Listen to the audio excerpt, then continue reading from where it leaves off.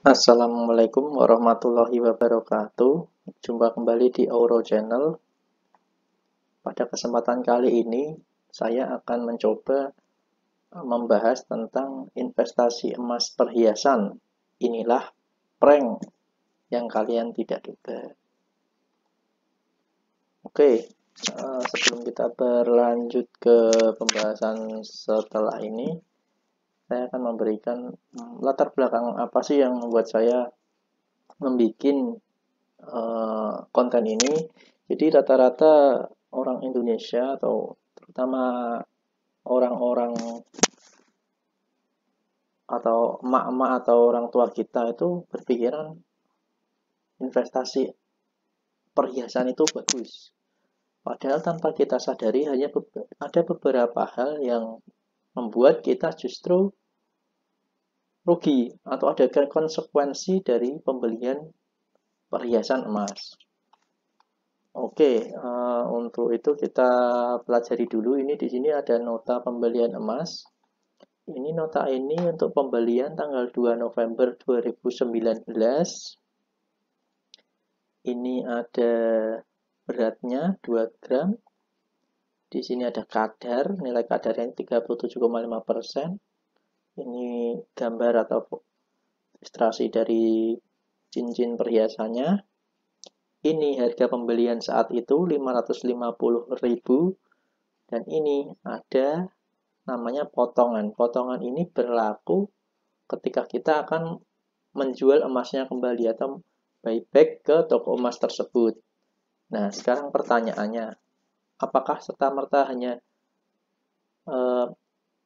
potongan 20.000 ini dipotongkan harga emas pada saat itu atau harga emas pada saat kita menjualnya nanti? Itu yang menjadi pertanyaan dan concern kita nanti. Oke, pada tanggal 26 Juli 2020 berarti udah berapa bulan tuh? November, Desember, Januari, Februari, Maret, April, Mei, Juni, Juli. 8 bulan setelahnya kita menjual emas tersebut. Ini ada ilustrasi penjual pada saat toko emas memberikan uangnya. Maaf. Kita play. 1, 2, 3, 4, 5. Oke, 510.000. Sesuai tadi ya, dia yang ada di apa namanya? Yang ada di kalkulator ini ya. Oke, ini resumenya. Sumber pertama ini cincin emas dengan kadar, maaf ini 37,5%. Harga toko pada saat itu 550.000. Dijual hanya laku 510.000. Artinya harga yang dahulu dipotongkan dengan 2 kali 20.000 atau 40.000 totalnya ya kan. Jadi kita rugi 40.000. Padahal saudara-saudara, harga emas dunia itu sekarang pada posisi tertingginya di atas 1.900 USD per troy ounce. Ini adalah nilai tertinggi. Tapi kenapa kok ketika kita menjualnya harganya masih harga lama seperti itu? Itulah yang saya maksud prank dari pembelian perhiasan emas. Mari kita lanjutkan. Seumpama uang tadi 550.000 itu kita belikan logam mulia fine gold yang 99,99%, contohnya antam. Di tanggal pembelian yang sama ya, 2 November 2019, dan uang 550.000 ini ternyata kita bisa membeli emas logam mulia itu yang setengah gram hanya cukup 406.500. Artinya bisa lebih hemat ya kan. Kalau kita niatnya investasi, coba kita mau mencoba logam mulia ini, kita dapat setengah gram dengan uang yang nominal yang sama, malah kembalian ya kan. Nah, kita simulasikan. Tadi dijual pada tanggal 26 Juli 2020.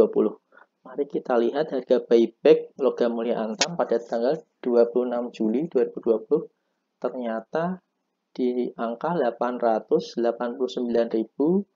per gram. Artinya kalau setengah gram tinggal dibagi 2, yakni 444.500. Oke, next. Nah, ini resumenya saudara-saudara. Di tanggal yang sama misalnya ada kita membeli dua buah produk, yang satu cincin emas 2 gram dengan kadar 37,5%, yang satu LM Antam setengah gram. Harga pembelian saat itu yang satunya 550.000, yang satunya cuma 406.500. Dijual di tanggal yang sama, dijual di tanggal yang sama, ternyata yang satu rugi, yang cincin emas 2 gram tadi rugi 40.000. Nah, yang emas Antam dijual pada tanggal yang sama, ternyata untung 38.000. Nah, sekarang bisa dilihat kan, kalau Anda niatnya memang investasi, ya belilah yang fine gold atau yang kadarnya 99,99%. Kalau Anda membelinya dengan kadar yang di bawah 99,99%, artinya sama aja Anda cuma memberi perhiasan atau memberi aksesoris saja, bukan investasi, karena nilainya sudah pasti akan dipotong atau rugi, seperti itu.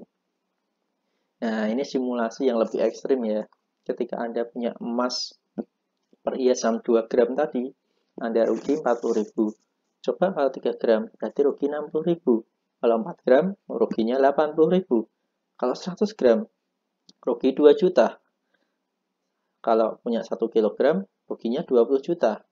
Nah, seandainya pada periode yang sama Anda menyimpan logam mulia, fine gold, setengah gram aja udah untung 38.000. 1 gram untungnya 76.000.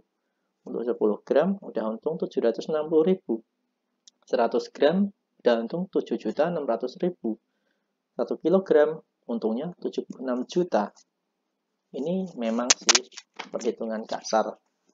Tapi Anda mau memilih mana? Investasi atau hanya sekedar show off atau membeli aksesoris? Nah, kalau niatnya investasi, belilah di komoditi yang tepat, yakni logam mulia. Baik, oke. Cukup sekian pembahasan tentang logam mulia atau investasi di perhiasan emas. Semoga bisa membuka wawasan kawan-kawan semua dan lebih tepat dalam menempatkan dananya di instrumen investasi yang tepat. Jangan lupa share, komen, maupun subscribe bila konten ini bermanfaat bagi kawan-kawan. Terima kasih. Wassalamualaikum warahmatullahi wabarakatuh.